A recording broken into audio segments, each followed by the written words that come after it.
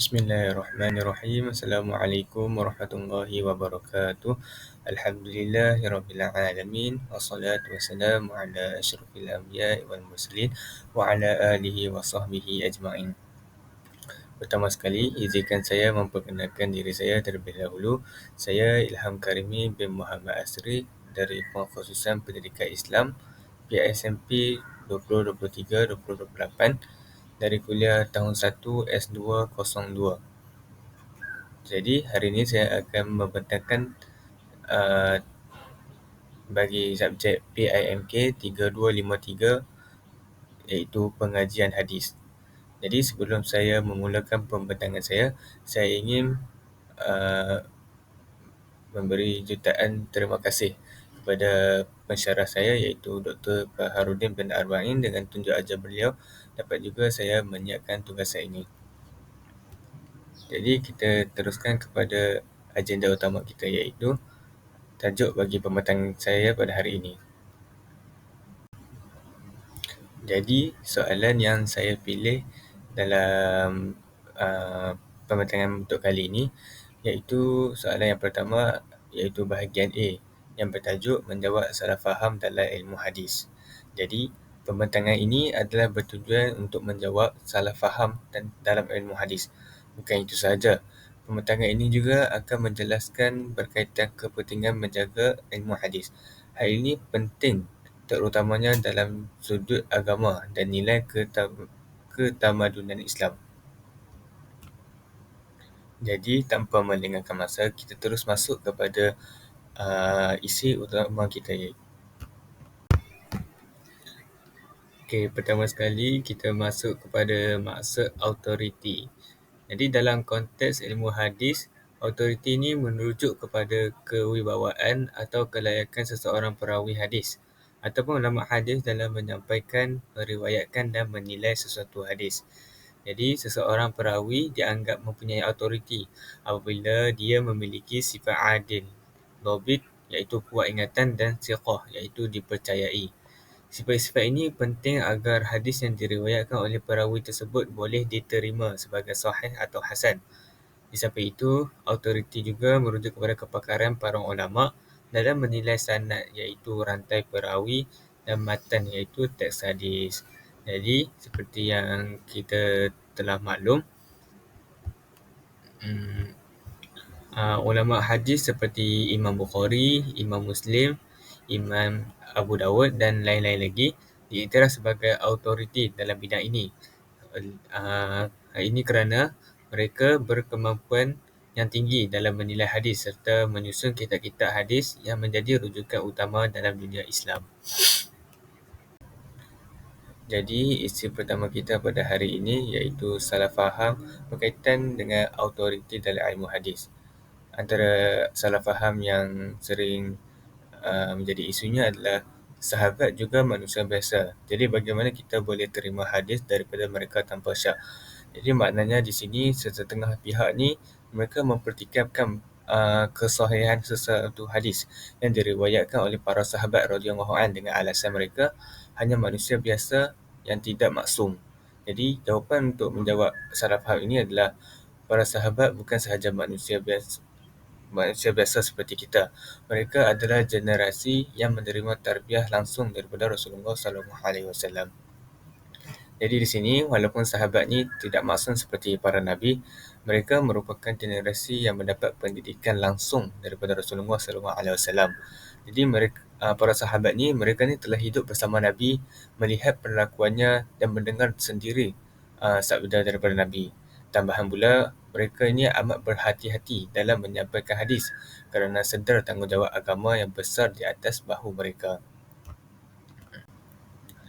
Jadi, antara dalil dan daripada Al-Quran dan hadis yang dapat menyokong jawapan sebentar tadi adalah yang terdapat dalam surah At-Taubah ayat ke-100 yang berbunyi A'udzubillahi minasyaitonirrajim والسابقون الأولون من المهاجرين والأنصار والذين اتبعوهم بإحسان رضي الله عنهم ورضوا عنه. Sadaqallahul Azim. Yang bermaksud dan orang-orang yang terdahulu, iaitu yang pertama masuk Islam daripada Muhajirin dan Ansar serta orang-orang yang mengikuti mereka dengan baik, iaitu Allah redha kepada mereka dan mereka redha kepada Allah. Okey, seterusnya antara dalil daripada hadis pula iaitu yang terdapat dalam hadis Sahih Bukhari yang ke-3650, iaitu qala Rasulullah sallallahu alaihi wasallam khairu ummati qarni thumma allazina yalunahum thumma allazina yalunahum, yang bermaksud sebaik-baik manusia adalah yang hidup pada zamanku, kemudian yang selepas mereka, kemudian yang selepas mereka. Iaitu di sini maksudnya adalah sebaik-baik manusia adalah yang hidup pada zamanku, iaitu para sahabat lah. Dan kemudian yang selepas mereka, kemudian selepas mereka iaitu daripada golongan tabi' dan tabi'in. Bukan setakat dalil sahaja, ulama-ulama hadis bersepakat bahawa semua sahabat ni adalah adil ataupun dikenali sebagai udul. Imam Al-Khatib Al-Baghdadi menyatakan bahawa keadilan sahabat adalah ijma' para ulama hadis, tidak perlu diperincikan lagi.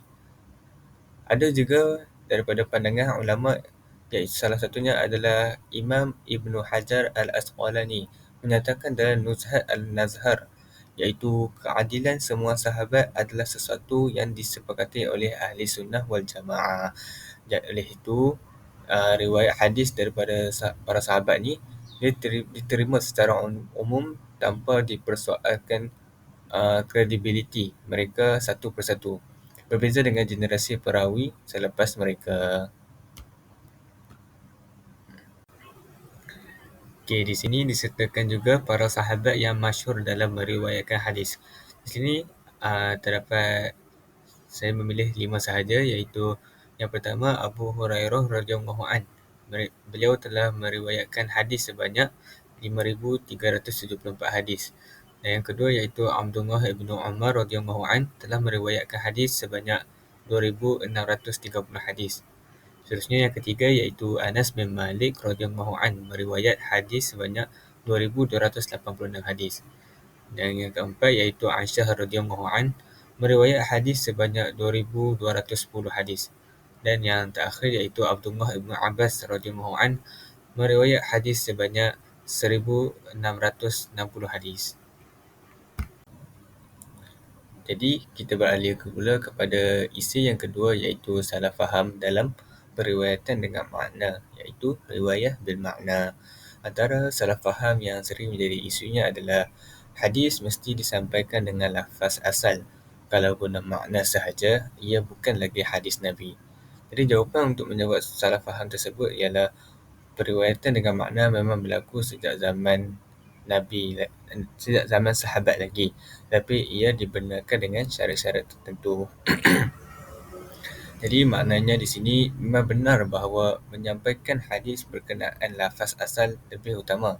Namun, periwayatan bil makna dibenarkan dalam situasi tertentu, terutamanya oleh sahabat dan perawi yang benar-benar faham isi kandungan hadis serta penguasaan bahasa Arab yang tinggi.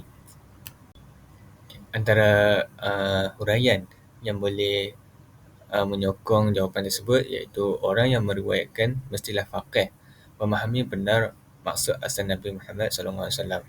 Ianya tidak boleh mengubah atau menambah unsur baharu. Contohnya, Abu Hurairah dan Ibnu Mas'ud pernah menyampaikan hadis berdasarkan maksud, bukan lafaz asal, tetapi tetap diterima ulama kerana maknanya benar dan tidak menyimpang daripada makna asal. Jadi ulama hadis seperti Imam Al-Nawawi dan Al-Khatib Al-Baghdadi menyatakan bahawa jika perawi tersebut amanah dan memahami maksud sebenar hadis, maka tidak mengapa untuk menyampaikannya secara makna. Tetapi ini hanya kepada mereka yang layak sahaja. Bahkan dalam banyak kes, sahabat juga pernah meriwayatkan hadis secara makna, namun tidak bercanggah dari segi maksud sebenar. Maka tidak wajar dianggap sebagai salah jika dilaksanakan secara bertanggungjawab. Jadi, maknanya di sini jika meriwayatkan hadis daripada makna sahaja tak mengapa, asalkan makna tersebut tidak mengubah daripada makna asal hadis tersebut. Okey, antara dalil daripada hadis riwayat sahabat iaitu Imam Muslim pernah melaporkan dalam mukadimah Sahih Muslimnya iaitu bahawa ramai sahabat dan tabi'in meriwayatkan hadis dengan maknanya selagi ianya tidak mengubah maksud asal. Contohnya, Abu Hurairah dan Ibnu Mas'ud pernah menyampaikan hadis dengan makna, bukan lafaz literal, dan diterima oleh para ulama. Okey, jadi antara dalil umum yang bagi menyokong jawapan sebentar tadi iaitu yang terdapat dalam Sahih Al-Bukhari hadis ke-3461 yang berbunyi balighu anni walau ayah, yang iaitu yang bermaksud sampaikan daripadaku walau satu ayat. Di sini Nabi Muhammad SAW membenarkan penyampaian mesej walaupun ringkas atau berdasarkan makna dengan syaratnya makna asal itu tidak boleh diubah, hanya dilakukan oleh orang yang faqih dan ahli bahasa Arab yang memahami maksud hadis sebenar. Jadi seperti yang saya kata sebelum ini, makna asal hadis itu tidak boleh diubah. Jadi sekiranya ia diubah, maka maknanya sekiranya maksud asal hadis itu diubah, hadis itu tidak boleh diterima lah. Jadi seterusnya kita beralih pula kepada isi kita yang seterusnya iaitu kepentingan menjaga ilmu hadis. Jadi di sini saya akan membentangkan daripada dua sudut iaitu dari sudut keagamaan dan juga dari sudut nilai. Jadi pertama sekali saya akan membentangkan daripada sudut keagamaan iaitu ilmu hadis adalah sumber hukum Islam selepas Al-Quran. Jadi maksudnya di sini tanpa hadis, umat Islam ini tidak akan dapat memahami Al-Quran secara sempurna. Contohnya, Al-Quran ini menyuruh mendirikan solat tetapi tidak menjelaskan secara terperinci tentang waktu, rakaat atau bacaan dalam solat. Jadi semua ini dijelaskan oleh hadis. Jadi jika ilmu hadis ini tidak dijaga, maka akan berluasalah hadis-hadis palsu yang boleh menyesatkan umat dan menimbulkan kekeliruan dalam agama. Oleh itu, menjaga kesahihan dalam integriti ilmu hadis adalah satu tuntutan agama agar ajaran Islam kekal relevan dan sahih serta seperti yang diajar oleh Nabi Muhammad SAW. Jadi antara dalil yang dapat menyokong hujah tadi iaitu yang terdapat dalam surah Al-Hajj ayat yang ke-7 yang berbunyi A'udzubillahi minasyaitonirrajim ما أفاء الله على رسوله من أهل القرى فلله وللرسول ولذي القربى واليتامى والمساكين وابن السبيل كي لا يكون دولة بين الأغنياء منكم وما آتاكم الرسول فخذوه وما نهاكم عنه فانتهوا wattaqullah innallaha syadidul iqab, yang bermaksud apa yang dibawa oleh Rasul maka ambillah dan apa yang dilarangnya maka tinggalkanlah. Surah Al-Hajj ayat yang ke-7. Jadi di sini maka hadis menjadi asas penting untuk memahami syariat. Antaranya adalah seperti solat, zakat, puasa dan sebagainya yang tidak dihuraikan secara terperinci dalam Al-Quran. Jadi seterusnya iaitu kita beralih pula kepada kepentingan ilmu hadis dari sudut nilai dan ketamadunan ilmu. Jadi yang pertama iaitu ulama hadis menyemak latar belakang perawi, kekuatan hafazan dan kesahihan sanad. Ini mendalam nilai amanah, ketelitian dan jujur dalam budaya keilmuan. Contohnya, Imam Al-Bukhari mengembara ribuan batu semata-mata untuk memastikan satu hadis yang sahih sahaja. Jadi di sini kita dapat lihat bahawa ilmu hadis ni ia menanamkan sifat teliti, amanah dan jujur serta bertanggungjawab dalam penyampaian ilmu. Ini terbukti dalam usaha para ulama mengkaji latar belakang perawi, menghafal ribuan sanad serta menolak riwayat daripada perawi yang lemah atau tidak dipercayai. Jadi sistem seperti ilmu al-jahru wa ta'dil menunjukkan bahawa Islam ni sangat menekankan integriti dan kredibiliti sumber maklumat. Jadi nilai-nilai ini amat berguna dalam kehidupan moden seperti dalam bidang kewartawanan, pendidikan dan perundangan. Jadi, menjaga ilmu hadis juga bererti menjaga warisan daripada Rasulullah SAW serta menjamin generasi seterusnya untuk menerima ajaran Islam yang bersih daripada pemalsuan.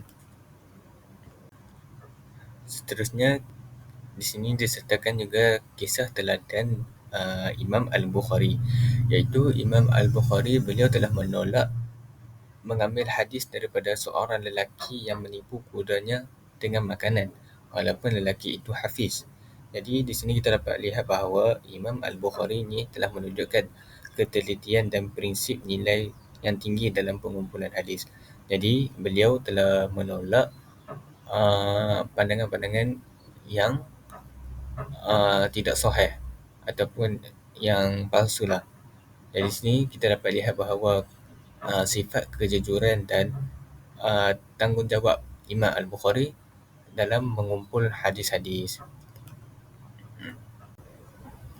Jadi sebelum pembentangan ini berakhir, disertakan juga penutup bagi pembentangan saya pada kali ini, iaitu kesimpulannya, memahami dan menjawab salah faham dalam ilmu hadis adalah amat penting bagi memastikan umat Islam ini tidak terkeliru dengan dakwaan yang tidak berasas. Autoriti para sahabat radhiyallahu anhum dan konsep periwayatan bil makna perlu difahami secara ilmiah dan adil berdasarkan panduan ulama muktabar. Selain itu juga, menjaga ilmu hadis ini bukan sahaja penting dari sudut keagamaan kerana ia sumber hukum kedua selepas Al-Quran, tetapi juga dari sudut nilai kerana ia mengajar kita tentang amanah, ketelitian dan integriti, jujur serta tanggungjawab.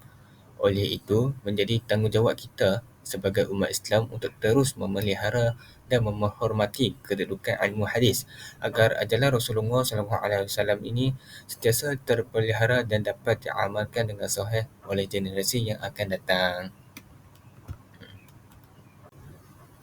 Sekian, itu sahaja pembentangan saya pada hari ini. Saya memohon maaf sekiranya terdapat salah daripada tutur kata saya daripada pembentangan saya pada hari ini. Sekian, itu sahaja pembentangan saya. Wabillahi taufiq wal hidayah. Wassalamualaikum warahmatullahi wabarakatuh.